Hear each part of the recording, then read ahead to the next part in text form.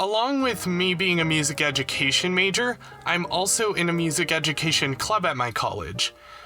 It's a great time for all the music ed folks to get together and talk about all things music education, like classes, performances, events. It's a really great time. At the start of every meeting, we share our successes and schwoopsies of the week. One great moment and one humorous misadventure, or what we call a schwoopsie. It's a lot of fun sitting at the table and listening to everyone tell their stories, so I thought I'd come on here and share some of my favorite schwoopsies that I've made over the course of college so far. But before we get into stories, let's discuss some quick channel updates. First, I want to talk about the drawing in this video.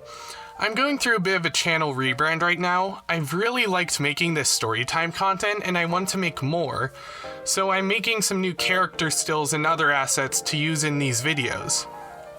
Hopefully if I'm done, you'll see me use these character stills in this video.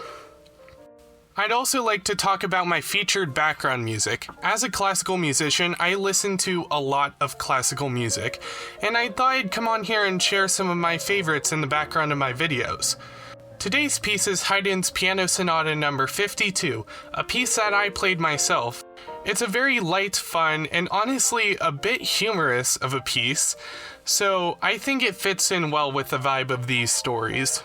For my first schwoopsie story, we're heading back to my freshman year. Every freshman at my college is required to take a first-year seminar, which is really a class that is themed around any subject you can think of. We don't do the basic stuff like math, English, history, or stuff like that. So for my seminar, I chose to take one on board games. It was a super fun class. We got to spend the whole time playing board games and discussing them, and at the end, we even got to make our own board game as a project. I'd really like to talk about that in the future video, so let me know if you'd like to see that. One downside to this class, though, is that it took place at 8 a.m. Now, when I was in high school, I had no problem waking up early. I woke up at 5:45 a.m. every single day for 4 years straight. But suddenly when I went to college, it was like a switch flipped off in my brain, and I couldn't get up before 7 a.m. to save my life. Sometimes I would even sleep through my alarms, and I would end up waking up to my roommate's alarms, because luckily he had a class time similar to mine. But one day, I got super unlucky. I both slept through my alarms and my roommate's alarms, and I woke up 5 minutes before class at 7:55 a.m. This was probably the worst day to do this because we had our final project meetings that day, so I needed to be in class. I entered this panic state where I literally jumped out of bed, got completely ready in 5 minutes, and sprinted down to the building as fast as possible. Usually it took about 10 minutes to get there, but I somehow made it there in 5 just from all the adrenaline. And funnily enough, on the day of recording this, it happened again. I have an 8 a.m. class again this semester, and of course, I ended up sleeping through all my alarms and I woke up 5 minutes before class. And the same thing happened. I just entered this intense state of mind where I rushed to get ready so quickly that I was in class 10 minutes later somehow. But that wasn't the only time I was late to class. The next year, my sophomore year, I was so busy, I wasn't getting much sleep. I was up super early in the morning for classes, and then I was up late doing homework every night, so I didn't get much sleep at all. That's honestly why I didn't upload too many YouTube videos during my sophomore year, because I was working all the time.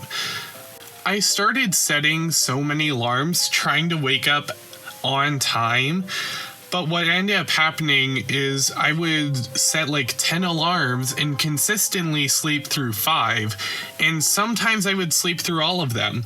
And then to try solve this, I tried some new alarm sounds, hoping it would wake me up better, but what ended up happening is I slept through my viola lesson, and I had to reschedule for later. A few weeks later, it happened again, but not because I was trying a new sound, but rather I just slept through all my alarms again. Luckily though, I did fix my sleep schedule and I stopped sleeping through all my alarms. Last semester, my friend, who is a composition major, asked me to play viola for a senior recital. Of course I said yes, I really wanted to help him out with this, and he sent me the music and the schedule. Rehearsals were going to start in a few weeks, so I got right to practicing so I was sure to do a good job in the ensemble. A few weeks later, though, I was working on some French horn homework. I was having a bit of trouble in class brass, because we were in the middle of our French horn unit, and I consider it to be a pretty difficult instrument to play. We had a playing test coming up, so I wanted to do some practicing to make sure I did a good job on it. But as I walked into the music building, I heard someone rehearsing in the rehearsal room. It's a bit odd, since we usually don't hold rehearsals on weekends. So as I went to pick up my French horn, I decided to listen in to see if I could identify who's rehearsing. When I walked into the instrument storage room, I took a peek into the rehearsal room to see who is there. I see my friend on the podium conducting his music, and I immediately realized I was late to this first rehearsal. The one thing I didn't want to happen, happened. I immediately rushed out of the instrument storage room. I grabbed my viola and came back to the rehearsal room to finish up the rehearsal with everyone. Definitely not a great start to that experience. If you think being late to a rehearsal is bad, imagine being late to a concert. Every semester I have a piano studio recital for my piano lessons. One particular semester, my mom wanted to come up to see me perform, so I sent her the information as far as I was aware of it. I had a pretty busy week leading up to the concert, so my mind was pretty all over the place, and I accidentally said the wrong start time for the concert. So while the concert started, I was still warming up in a practice room. I wanted to make sure my piano performance was at peak perfection, so I was really working hard in the practice room to get ready for the concert. Luckily, I was already dressed because I had classes leading up to the concert, and I wouldn't have time to get dressed after those. Also, luckily, my mom arrived early because she wanted to get good seats for the recital. And also, luckily, my position in the program was late enough to where I didn't need to be there right at the beginning of the concert. But as I walked into the lobby after finishing up my preparations, I noticed that the concert had already started a while ago, and that sent me into a bit of a panic. But luckily, I was able to do my performance, and I did pretty well, I think. But that almost ended in disaster. But if you don't think that a story that almost ends in disaster isn't considered a schwoopsie, how about this? A piano story that does end in disaster.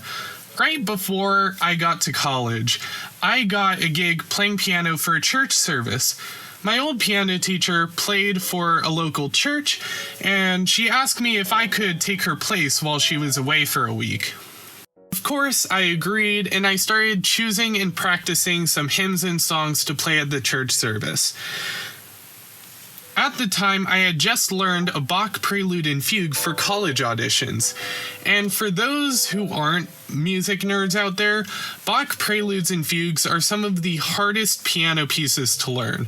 Now, I had chosen some of the easier ones for my college auditions, but even then, preludes and fugues, especially the fugues, are notoriously difficult pieces to perform. So when the church service started, I started playing my prelude, and it went pretty well to start out. And then, after finishing the prelude, I transitioned into the fugue portion of the song. but something was a bit off while I was playing, and eventually around the halfway point of the song, it completely fell apart. Like, it was bad. I literally had to stop playing the piano mid-song because I could not continue the piece. I didn't know what to do, especially because this was my first time playing piano at a church service for money. So I looked at the speaker and I was just like, you can start. I told the speaker to start because I wasn't sure what to do. I couldn't finish the song, so I just decided to give up. It was very embarrassing at the time, but honestly, looking back on it, it makes me laugh a little. You gotta learn to laugh at your mistakes. And now we've reached the penultimate story of this video. I broke my TV for a second time in my life. Yes, this isn't the first time I broke a TV. When my family first got a Wii, I did the classic childhood cliche of accidentally throwing the controller into the TV while playing Wii Sports Bowling. Yes, this did actually happen. Yes, I got in trouble. No, it was not fun. Anyways, we're not talking about my childhood stories. We're talking about now in college. So my dorm this year does not have air conditioning. So I have a big box fan to cool down the room. The way my room is set up, I have 2 windows on the back wall, and I placed my desk and a small dresser in front of those windows. I have my TV on the small dresser in front of the window. This is very important. Do not forget this. So when I went to cool down my room, I would usually open the window behind the TV and put my fan in the window to cool down the room. It blew the hot air out and blew the cold air in. Now, this system worked pretty well, but the one problem was my fan was a bit weird. If I placed my fan just standing normally, not secured by anything like a window, it would start to tip backwards a bit. Sometimes it would completely fall backwards for no reason. One day, it was extremely hot in my room. I mean, boiling hot. It was unbearable. So I opened up the window the whole way, and I leaned my fan up against the window screen, hoping that opening the window more would help cool down the room faster. Then, I left to go get lunch, hoping the room would cool down while I was gone. About an hour later, I got back to my room, and it was a sight to behold. I found my fan on top of my TV on the floor. I was panicked immediately. I rushed in, looked at my TV, tried turning it on, and while the glass was not broken, the screen on the inside was very broken. Completely unusable. The other thing that was broken was the fan, because of course both had to break. So I was stuck in this hot room with a broken fan, unable to cool down my room, and a broken TV, unable to distract me from the heat. It was awful, but luckily my parents helped me pay for replacements. I went to the store, picked up the new TV and the new fan, and I put the broken ones in my closet. I am recording in my closet, and the TV and the fan that are broken are right here with me in the closet. The worst part of this story, though, is that I was in the middle of watching a show when this happened. My brother got me into the show Survivor, and I was catching up on Survivor 46. By the time this incident happened, I was about halfway through the season, but I couldn't finish it because I was only logged in on the TV. And my brother was the person who owned the Paramount Plus account. So for a few months, I couldn't log into the account to finish the season of Survivor. and I didn't even know if my brother still had the account. But a few months later, he revealed that I did still have the account, and he let me log back in, and I was able to finish the season. And honestly, I thought it was a really good season. Maybe I should make a video talking about Survivor. I think that would be fun. Thanks for watching, guys, and if you would like to see some more of my schwoopsie stories, I honestly have a ton more.